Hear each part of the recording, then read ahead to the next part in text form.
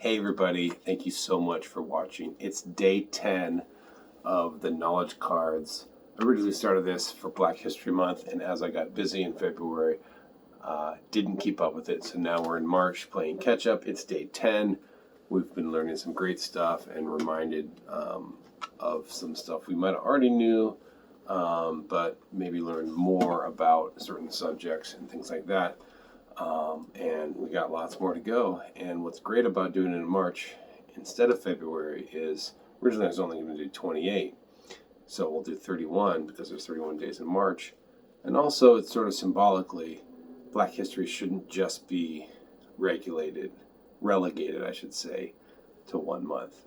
On the other hand, it's good that we highlight and we acknowledge that February honors all the contributions that African Americans gave to this country across the board in many realms of business and society and music and sports and all that kind of stuff. But in the context of these videos and this playlist, it's the civil rights movement, mainly of the 50s and 60s. It goes a little bit into the 30s and before and whatnot, but really centers around that desegregation time of the 50s and 60s. And what I do is I take out the deck. I've already pulled out the 9 we've already done here, and we can review those here real quickly. Yesterday we did John Lewis. The day before we had Danny Lyon. I'm kind of going backwards here. And then the rest, I'm actually not going to do the best in order, but the Mississippi Freedom Summer, Ralph Abernathy, segregation, particularly in the military, Stokely Carmichael, the student movement and Black Power in academia, E.D. Nixon, I think he was one of our first ones too, and school desegregation. All right, so those are the first 9. Whoops. Clumsy old me. All right, so I'm going to take my deck here. I always shuffle 3 times, and then I pick a card, and that's the card of the day. Day 10, here we go. So leave a comment below, like, what was your first experience with learning about the civil rights movement or about race relations in America? How old were you when you first... I'm not talking about the first time you experienced racism or someone being racist. Maybe you didn't experience racism to yourself. You saw someone being racist to someone else. Or you were in a situation where you heard someone make a racist comment. I think that might have been my first experiences, being around all white people and someone making a racist comment and feeling uncomfortable with what they were saying. Okay, I know I've kind of done more than 3, but I've only done 2 clean ones. That was the second real clean one. So I really want to get a nice shuffle, a nice bridge. Oh, and of course I just lost 2. So there you go. We'll put one at the top, one at the bottom, and then once I've shuffled, I always pull from the middle. Jason Farmer. Did I say that right? Yep. James Farmer, excuse me. This is James Farmer. And I will read about him once I put on my reading glasses. And a lot of you might be saying, if you've watched a few of these videos, change scenery a lot. Well, sometimes I'm downstairs. Sometimes I'm in my studio where I do a lot of music production and editing. And this is the upstairs studio. You might have seen across the way from where we are here, the other side of the upstairs. This is like kind of our attic upstairs room. It's kind of a lounge area. That's where I've done some interviews with podcasts. But this is the home office. It's a Justin Bua of Tupac. That's one of my originals over there. But we got some just random stuff around. But anyways, so that's why we change scenery, because, sometimes there's some better places to shoot it. And so, hey, you know what? Leave a comment. How do you feel about that, of the ever-changing scenery? I'd like to keep you guessing, I guess. Okay. So let's read about James Farmer. Long before the 1960 Greensboro, North Carolina lunch counter sit-in ignited a national movement, James Farmer gathered friends to sit in at a coffee shop in Chicago, successfully ending their segregation policy. A founder of the Congress of Racial Equality in 1942, Farmer served as its director during the early 1960s,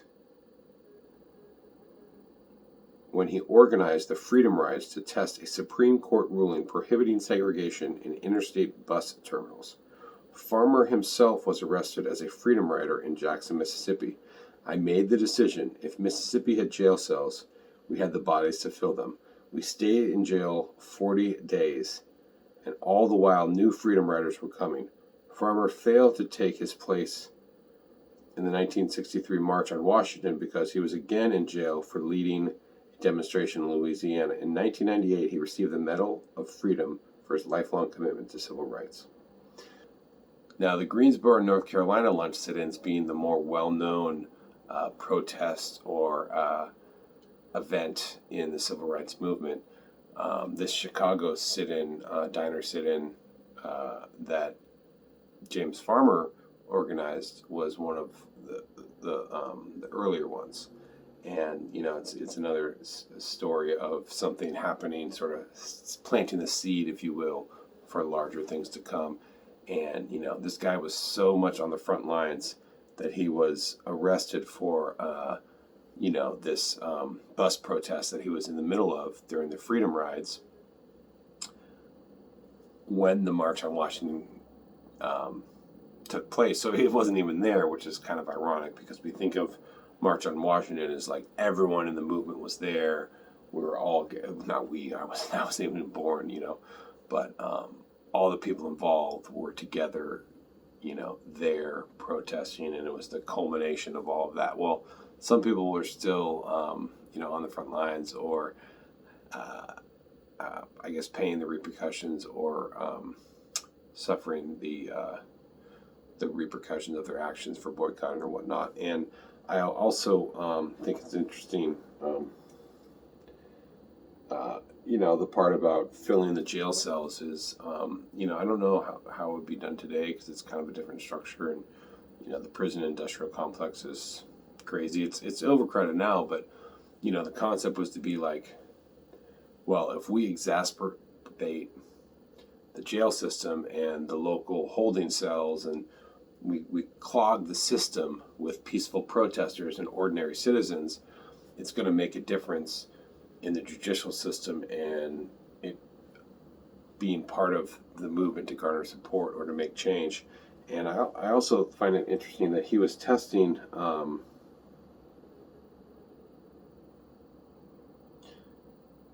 there's a Supreme Court ruling, it says, prohibiting segregation in interstate bus terminals. So it's not really specific in this. Is it just talking about the terminals? Was segregation still allowed on the buses, depending on the bus company? So a lot of questions here. If you know more about this, please leave a comment below. But again,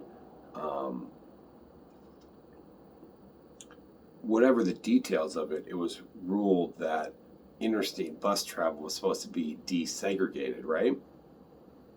Well, he was out testing that and found that it not necessarily to be true, and this is where the Freedom Rides and the protest swelled and really came into more fruition. So, anyways, James Farmer, he is day 10 of the knowledge cards that we're doing on this channel. So again, these videos are supposed to be kind of touching the points of what's on the card.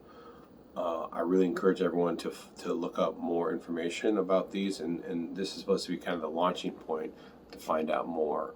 We're just going to kind of try to cover the bases of all the cards here in the Civil Rights Freedom Movement knowledge card deck. So again, thank you for watching day 10. We'll see you tomorrow for day 11, and don't forget to click that like button or thumbs down and tell me why.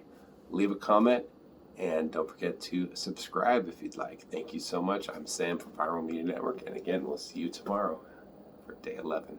Have a great day.